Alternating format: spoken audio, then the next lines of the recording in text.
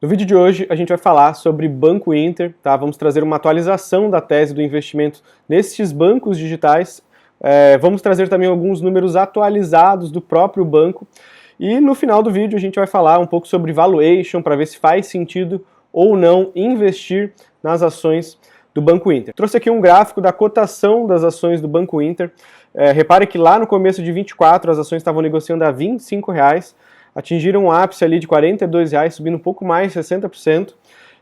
Do mês de agosto até o começo desse ano, né, o final de dezembro, começo de janeiro, as ações caíram 41%. E agora, né, do começo desse ano até hoje, estou gravando aqui dia 31 de janeiro, as ações ensaiam uma recuperação de 24%.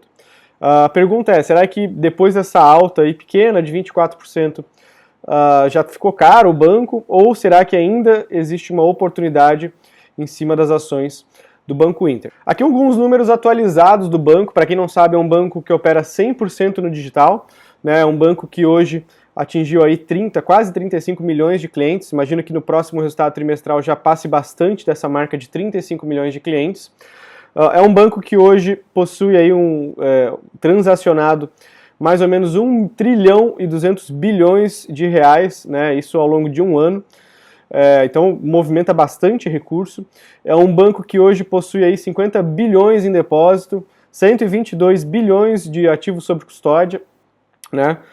Já atingiu uma receita aí de 2,7 bilhão, né, o que é invejável para muitos bancos. E diferente da última vez que a gente falou dos bancos digitais, que na época não davam lucro, agora o Banco Inter está dando um lucro substancial de 260 milhões, né? Então já apresentando aí uma certa reviravolta na tese dos bancos digitais. Lembrando que os bancos digitais eles vieram ao mercado no final de 21, no meio do ano de 21 ali, começando com o Nubank, depois o Banco Inter.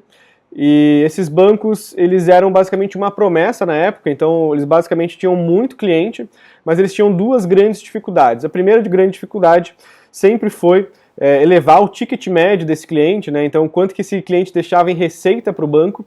Então se a gente olhar as receitas dos bancos digitais, ela é muito inferior aos bancos tradicionais, né? Como Itaú, Safra, Bradesco, enfim. Então de fato existe um gap ainda muito grande. Esse gap ele não mudou, apesar dele ter diminuído. E a segunda grande dificuldade foi que esses bancos eles não eram lucrativos, né? Então, apesar de ter bastante cliente, eles eram vistos como empresa de tecnologia, né? Porque eles poderiam monetizar de uma outra forma que não apenas no meio bancário, né? Ou seja, não seria basicamente fornecendo crédito e através dos meios de pagamento, como cartão de crédito, enfim. Então, esses bancos eles apresentavam uma certa dificuldade naquela época. Era uma grande promessa. Na época, o mercado de fintechs estava muito aquecido, né? Haviam várias transações acontecendo nesse mercado, mas que efetivamente essas empresas ali, naquela época pelo menos, estavam passando por um momento de baixa lucratividade ou até uma inexistência de lucratividade. O último dado financeiro aqui que a gente tem, né, dessa primeira página é um ROI aí já substancial, perto de 12% de ROI, o que também é uma novidade, né? Basicamente o ROI é o lucro líquido dividido pelo patrimônio líquido, então a gente tem aí um ROI já bastante significativo quando a gente compara, pelo menos quando eu fiz o último vídeo de Banco Inter.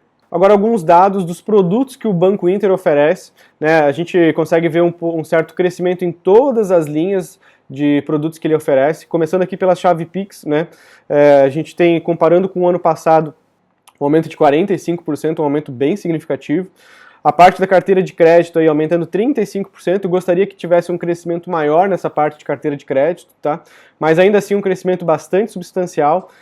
Eu acho que o mercado ainda acaba optando pelo crédito dos bancos tradicionais, né? Eles acabam ainda sendo a primeira linha de frente quando o cliente precisa de um certo crédito, mas ainda assim um crescimento bastante expressivo de 35%. As aplicações via Tesouro Direto crescendo aí 57%, também bem interessante. A gente consegue ver que a divisão aqui de Tesouro Direto, né, na parte de investimento, crescendo 57%. O segmento de investimentos dentro do banco, ele vem crescendo muito, tá? Agora os próprios clientes do banco utilizando ele como plataforma de investimento de forma mais direta.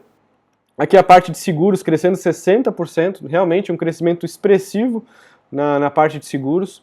Né, a plataforma que eles chamam de shopping aqui, né, que é aquele super app lá que o cliente faz as compras dentro do próprio aplicativo do banco, crescendo 59%, então de fato crescimento bem expressivo também. Remessa de câmbio, que no ano passado não era muito significativo aqui dentro, já crescendo 74%.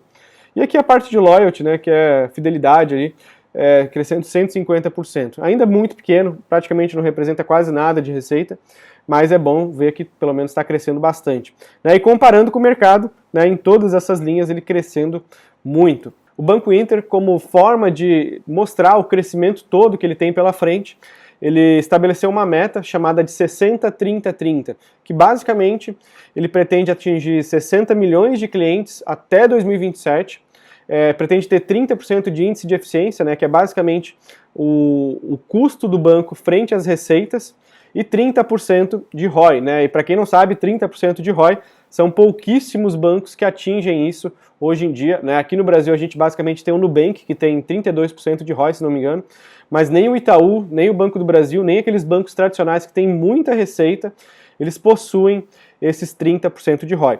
Aqui eu estou mostrando para vocês um pouco da evolução desse indicador, né? Dessa meta chamada de 60-30-30, onde lá na época, quando eles lançaram essa meta, eles tinham 23 milhões de clientes, agora eles têm quase 35 milhões, né? Ainda falta aí uns 26 milhões, 25 milhões para atingir essa meta até 2027. Quando ele lançou essa meta, ele também tinha 75% de índice de eficiência, né? E lembrando que índice de eficiência, quanto menor, melhor, que é basicamente o custo frente às receitas, tá? Então agora ele está basicamente na metade do caminho, aí, com 50% de índice de eficiência. E o ROI, ele tinha um ROI negativo, né? Então, lembra que eu falei para vocês que até pouco tempo atrás os bancos digitais eles apresentavam prejuízo. Então quando ele lançou essa meta, ele estava com menos 2% de ROI e agora está com 11%, praticamente 12% de ROI. E ele deve chegar lá aos 30% de ROI lá no final de 2027. Antes da gente continuar esse vídeo, deixa eu te fazer uma pergunta. Você tem alguém hoje do seu lado para te ajudar a selecionar os melhores ativos para você, ativos que vão de acordo com o seu perfil de investidor, que vão seguir os seus princípios de investimento, que vão selecionar ativos baseado no Value Invest, né, que é basicamente aquela filosofia de investimento onde a gente tenta identificar ativos bons e baratos que eventualmente paguem dividendo. Se você não tem alguém hoje para te ajudar nisso, deixa eu te apresentar a minha consultoria de investimento, que é uma consultoria independente, então a gente não tem relação nenhuma com o banco, com a corretora de investimento. É uma consultoria onde eu não ganho para te recomendar ativos que vão gerar uma remuneração por trás, então eu tenho alinhamento total com você, eu não vou te recomendar aquilo que vai ser ruim para o seu portfólio. A gente vai selecionar ativos tanto na renda fixa quanto na renda variável. Então se você tem essa necessidade hoje, eu vou deixar o link da minha consultoria aqui embaixo. Vou deixar também o meu contato pessoal do WhatsApp. Quando você entrar em contato, você não vai falar com um robô, você não vai falar com um assistente, você vai falar diretamente comigo, tá? Eu vou poder te ajudar a selecionar esses ativos de acordo com seus objetivos financeiros, de acordo com seus princípios como investidor, e de forma alguma eu vou te recomendar ativos que vão ser danosos para o seu portfólio, seja por causa de uma comissão por trás, tá? Seja porque o ativo ele não tem fundamento. Então, entre em contato comigo, dá uma olhada no link da consultoria, que eu vou poder te ajudar a investir melhor. Agora aqui estão mais algumas informações financeiras do Banco Inter, tá? Eu trouxe aqui a base de clientes ativos do banco, na parte de investimento especificamente. Reparem aí que ele saiu de uma base de 4 milhões e 200 mil clientes ativos lá no terceiro trimestre de 2023 para mais de 6 milhões de clientes no terceiro trimestre de 2024, tá? Não apenas a corretora de investimentos do banco vem crescendo bastante, como também a corretora de seguros, né? Perceba que ele saiu aí de uma base de 1,6 milhões de contratos ativos de seguros para mais de 3,4 milhões de contratos ativos. Então, provando que dá para ser, sim, uma corretora de seguros 100% digital. Uma outra avenida de crescimento que deve se tornar bastante relevante no Banco Inter nos próximos anos é a conta global deles, né? Então, perceba aí que a base de usuários da conta global deles vem crescendo bastante, atingindo aí 3,6 milhões de clientes globais, um crescimento de quase 100% de um ano para o outro.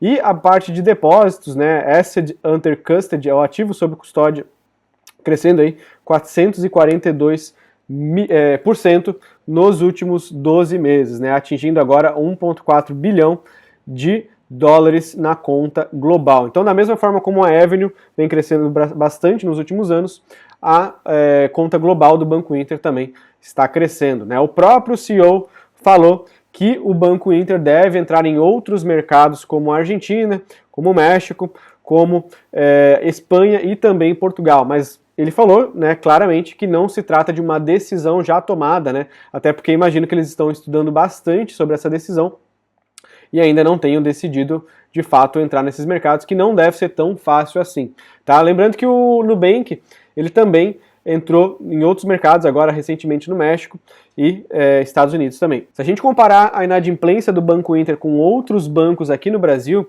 a gente vai ver que o Banco Inter ele tem uma inadimplência razoável, tá? Não é uma inadimplência baixa, mas uma inadimplência muito mais baixa do que o próprio Nubank, que é o banco mais comparável ali.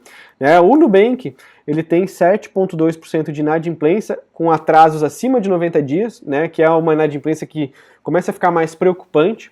Então é um índice bastante elevado, o 7,2% aqui do Nubank, e o Banco Inter tem 4,5% de inadimplência, tá? O que é, comparando com os outros bancos, excluindo o Nubank, é uma inadimplência alta, porém é importante que a gente leve em consideração que tanto o Nubank quanto o Banco Inter atendem clientes mais baixa renda, né? Então naturalmente que vai ter uma inadimplência maior ali. Vocês lembram que lá no começo do vídeo eu falei que os bancos digitais eles precisavam entregar dois grandes desafios, né? O primeiro grande desafio era esses bancos se tornarem lucrativos de fato, porque na época do IPO esses bancos eles não eram lucrativos, tá? E essa parte eles já cumpriram.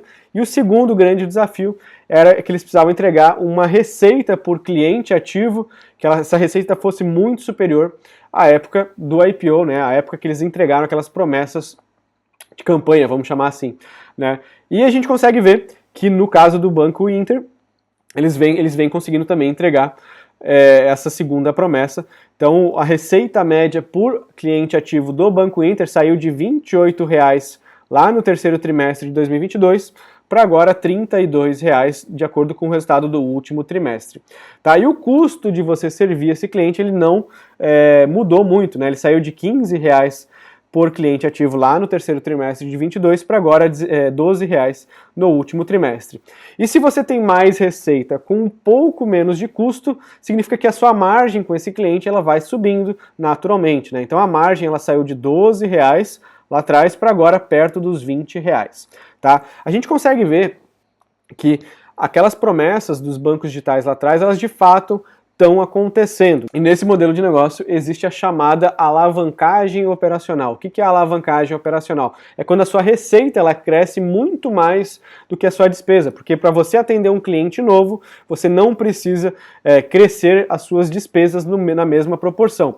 E a gente consegue ver nesse gráfico aqui da esquerda que a alavancagem operacional está acontecendo diante de nós, né? Se a gente partir de base 100 lá no quarto trimestre de 2021, né, a receita ela cresceu 127%, né? Então saiu de base 100 para 227, enquanto que as despesas ela saiu de base 100 para 126. Então o gap, né, entre as suas receitas e as suas despesas, elas de fato está acontecendo, provando que os bancos digitais são sim um bom modelo de negócios, né? Agora olhando para o lucro líquido do banco, tá, a gente consegue ver que o lucro líquido ele mudou bastante nos últimos trimestres, né? Principalmente com base lá no terceiro trimestre de 2022, onde foi o último trimestre de prejuízo do Banco Inter, tá? Reparei que o lucro líquido ele saiu de menos 30 milhões para agora 260 milhões, atingindo aí os 11%, quase 12% de ROI. Agora, tudo que eu falei aqui sobre o Banco Inter, sobre o crescimento dele, sobre a lucratividade dele, sobre a base de clientes dele que vem crescendo bastante.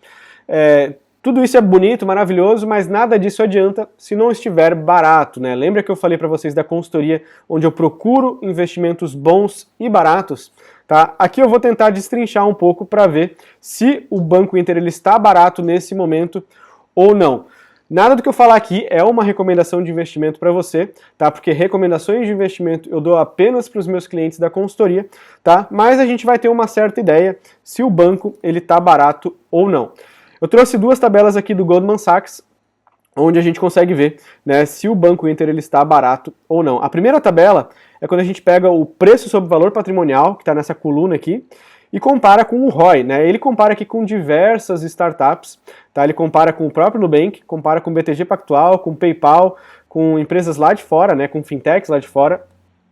E a gente consegue ver que o Banco Inter ele deve entregar ao final desse ano mais ou menos aí 16% de ROI, né, naquela trajetória até os 30%, para o final desse ano ele deve entregar 16% de ROI, e ele está sendo avaliado aí a pouco mais de uma vez valor patrimonial. Então reparem aí que o que a gente quer no fim do dia, a gente quer um banco mais à direita, valendo menos, né? Então a gente gostaria que o banco tivesse neste quadrante aqui, olhando para os resultados de curto prazo. Segundo gráfico da direita, a gente consegue ver o preço sobre lucro do banco, né? Lembrando que a gente quer pagar mais barato, então a gente gostaria de ver um banco no quadrante mais baixo, com um crescimento de lucro por ação mais à direita. E de fato o Banco Inter é um banco que tem essas duas características. Ele, além de estar barato, né, por uma trajetória aí de 25 para frente, ele também vai crescer muito. Então ele tem, digamos assim, o melhor dos dois mundos, onde ele vai crescer e hoje você não paga por esse crescimento. Ainda nesse assunto valuation, eu trouxe para vocês uma tabela com projeções do BTG Pactual, dos resultados de 2025 e 2026 do Banco Inter, onde ele estima que o Banco Inter ele vai terminar esse ano com 1,4 bilhão de lucro, né, e para o ano que vem ele vai chegar a 1,8 bilhão de lucro líquido, tá? O que traria aí uma estimativa de mais ou menos 9 vezes lucro para 2025 e 7 vezes lucro para 2026. A gente consegue ver que hoje o Banco Inter ele está sim barato, tá? Contanto que ele entregue aquele crescimento todo que ele tem lá no plano dele de 60 milhões de clientes, 30% de ROI e 30% de índice de eficiência, tá? Se a gente considerar que ele vai chegar nesse patamar, o que particularmente eu acredito que vai, o Banco Inter poderia ser encarado hoje como uma oportunidade. O que não quer dizer que Banco Inter seja uma oportunidade para você que está me assistindo, porque a depender do seu perfil de investidor, seu perfil de risco, existem outros bancos aqui no Brasil que estão mais baratos do que Banco Inter, né? Tem bancos aí negociando a 3 vezes lucro para esse ano, o que é muito mais barato do que o próprio Banco Inter. Tá? Então, se a gente considerar resultados de longo prazo, eu acho que Banco Inter está sim muito barato, mas a depender da entrega de resultado deles, pode ser que fique pelo caminho, né, e não consiga entregar tudo aquilo que eles estão prometendo. Se você ficou até o final desse vídeo, gostaria de lembrar você sobre a consultoria de investimento, tá? A consultoria alinhada com o seu perfil de investidor, de acordo com os seus objetivos financeiros, então a gente não recomenda COI, não recomenda aquelas porcarias que os bancos aí recomendam para todo mundo, tá? Buscando aí uma remuneração, um rebate por trás, então a gente não recomenda nada disso. É uma consultoria utilizando os princípios do Value Invest, né, que são os mesmos princípios do Luiz Barsi, do Warren Buffett, do Peter Lynch, daqueles grandes investidores, tá? Então, se você se interessa na consultoria, contato aqui embaixo, tá? Você vai falar diretamente comigo. E por último, queria pedir para você comentar o que você acha do Banco Inter, né, se inscrever nesse canal e desejar a você aí ótimos investimentos.